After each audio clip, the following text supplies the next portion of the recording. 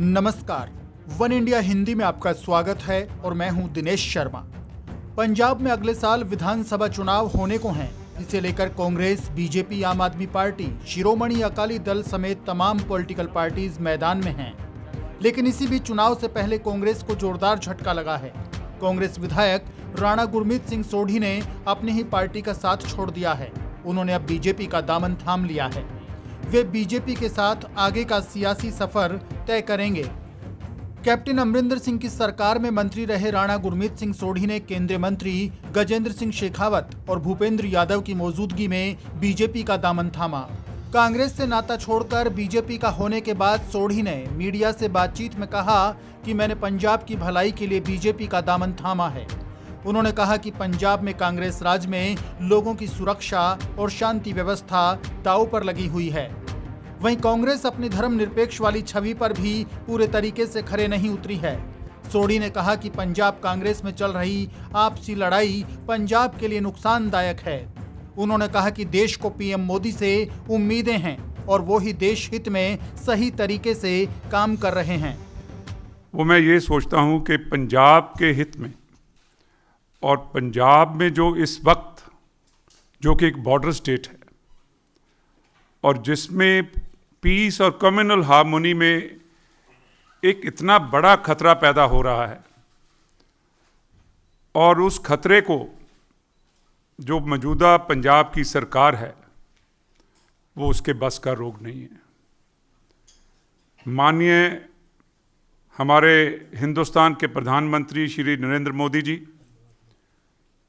जिन्होंने सिर्फ हिंदुस्तान में ही नहीं दुनिया में ये साबित कर दिया है कि अगर हिंदुस्तान किसी जगह से उठ के आगे बढ़ रहा है तो 7 साल में जो उन्होंने कमाल का काम किया है और लोगों के बीच एक ऐसा विश्वास पैदा किया है, वो एक बहुत ही शलाघा योग उन्होंने कदम उठाया है। उनके नेतृत्व में जो मैं आज शामिल हो रहा हूँ और माननीय श्री अमित शाह जी, जिन्होंने आज मेरे को हौसला अफजाई दी, मेरे को अपना प्यार दिया और आगे बढ़ने के लिए उन्होंने मेरे को आदेश दिए। मैं ये सोचता हूँ कि ऐसे लीडर साहबान की ज़रूरत है आज हिंदुस्तान को। हिंदुस्तान को जब ज़रूरत है तो पंजाब एक बहुत छोटी स्टेट है लेकिन बहुत एक कॉम्प्लिकेटेड कह लें या बहुत इम्पॉर्टेंट और बहुत ही एक ऐसी स्टेट है जिसके बगैर हिंदुस्तान का नाम जो है वो थोड़ा फीका लगेगा अगर पंजाब उसमें से निकाल दें तो। लेकिन पंजाब को बचाने के लिए आज मैं विनती कर रहा हूँ प्रधानमंत्री जी से कि उनको ख़ास तौर पे उधर अपनी नज़र करनी पड़ेगी, जो कि वो कर रहे हैं और जो कि मेरे साथी मेरे साथ आज विराजमान हैं डायस पे, स्टेज पे। इनकी ड्यूटी लगी हुई है। गजेंद्र सिंह जी पंजाब के इंचार्ज हैं और इन्होंने जो वहाँ जाके एक लोगों के बीच में कॉन्फिडेंस पैदा किया है, वो मेरे आने वाले समय में पंजाब को अगर बचाएगा तो नरेंद्र मोदी बचाएगा, उसकी सरकार बचाएगी, भारतीय जनता पार्टी बचाएगी।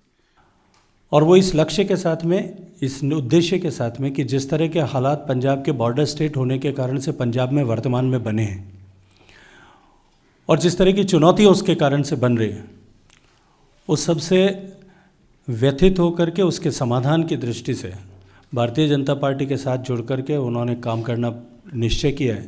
मैं उनका बहुत सारा स्वागत करता हूं भारतीय जनता पार्टी के परिवार में और इस विश्वास के साथ में, जिम्मेदारी के साथ में ये बात कह सकता हूं कि निश्चित रूप से भारतीय जनता पार्टी की शक्ति, भारतीय जनता पार्टी की ताकत उनके पार्टी में समाहित होने से बढ़ेगी और जिस लक्ष्य को लेकर के हम सब लोग चलें, माननीय गृह मंत्री जी के नेतृत्व में, माननीय प्रधानमंत्री जी के मार्गदर्शन में, माननीय राष्ट्रीय अध्यक्ष जी के ऊर्जावान नेतृत्व में हम लोग जिस लक्ष्य को लेकर के चलें कि एक नया पंजाब भाजपा के साथ में बनाएं, उस लक्ष्य को प्राप्त करने में राणा साहब का पार्टी के साथ में जुड़ना, पार्टी के परिवार में आना निश्चित रूप से एक मील का पत्थर होगा। पार्टी के लिए काम करने के लिए, पार्टी के साथ जुड़ कर के पंजाब में भारतीय जनता पार्टी को राजनीतिक मजबूती देने के लिए माननीय प्रधानमंत्री जी के नेतृत्व में राणा गुरमीत सिंह सोढ़ी जी ने पार्टी की सदस्यता ग्रहण करी है।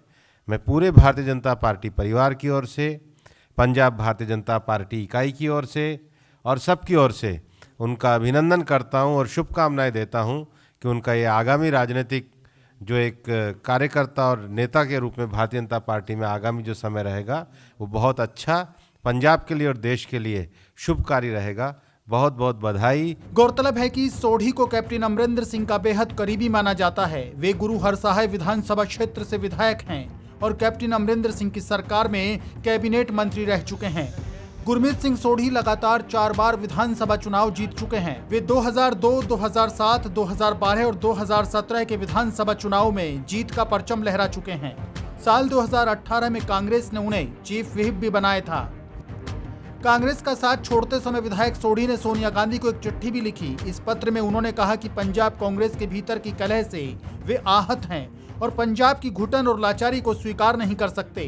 कांग्रेस पार्टी ने राज्य की सुरक्षा और सांप्रदायिक सद्भाव को दांव पर लगा दिया है। ऐसे में मैं पीड़ा के साथ कांग्रेस पार्टी के सभी पदों और कांग्रेस पार्टी की प्राथमिक सदस्यता से इस्तीफा दे रहा हूं।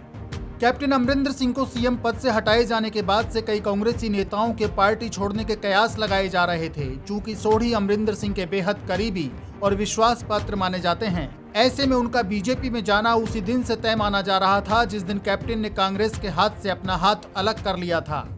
अभी ये भी माना जा रहा है कि कांग्रेस के कई और नेता भी जो कैप्टन अमरिंदर सिंह के करीबी थे, पार्टी छोड़कर अपना पाला बदल सकते हैं। राणा गुरमीत सिंह सोढ़ी की ओर से कांग्रेस का साथ छोड़ने पर निश्चित रूप से हाथ कमजोर होगा। चुनाव से पहले इस तरह से एक विधायक के चले जाने से कांग्रेस कमजोर होगी।